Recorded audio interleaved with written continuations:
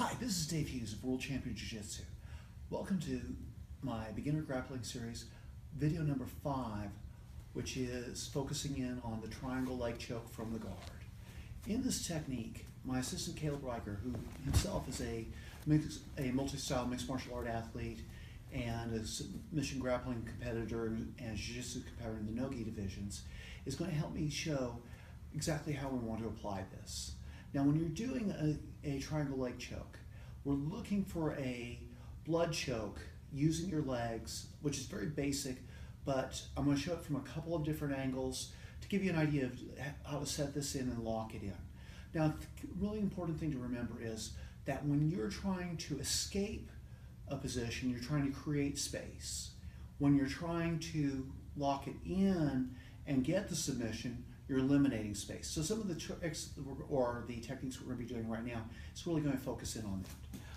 When Caleb is in my guard and he's in the top guard, first of all, I need to do this from a position where I have some type of wrist control.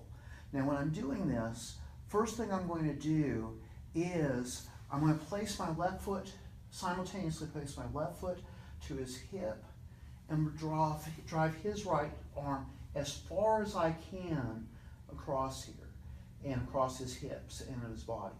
Now at this point, I'm going to remove as much friction as possible by rounding out my back and use my foot to change my angle. Now 45 degrees will work against most opponents, but if you've got a really big guy, you may want to go as far as 90. When I'm here, I bring the back of my leg and the back of my knee right across his neck, and you pull down with like a leg curl to secure that. At the same time, I'm going to drive his arm underneath my arm. Now from here, I grab my own shin. I want to stay away from the ankle so that I can use that to create my position. Since he's already starting to turn purple as I'm doing this, I'm going to take a little pressure off.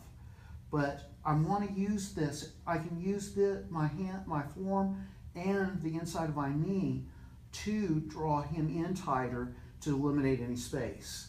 At this point, I point my toe. Oh, sorry. You okay? You're good. Okay, I point my toes. I'm going to cross over, and then I just pull in. Okay? Now, I'm going to let him regain a little bit of consciousness and show you this from a different angle.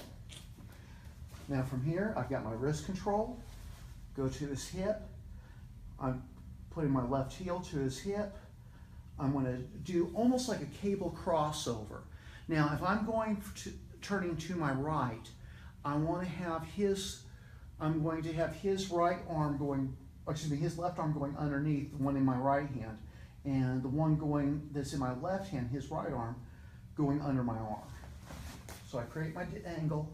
Now, a little trick of the trade. This is a little bit more advanced technique, but sometimes you like to set up traps within this. It'd be very easy to bring it with the palm down, but if I turn the palm up and he tries to escape, I have a quick little arm bar here. Now from here, I create my structure, my figure 4, grab the head, and bridge, and I have my submission. Now, something that I want to mention is, I showed this off of right-hand dominant side because the majority of people are that way.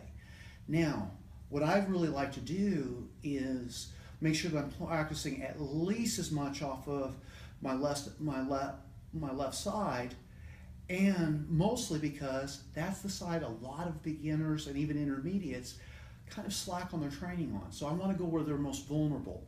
But if you are right-handed, it's probably going to be a little bit easier to learn from that side.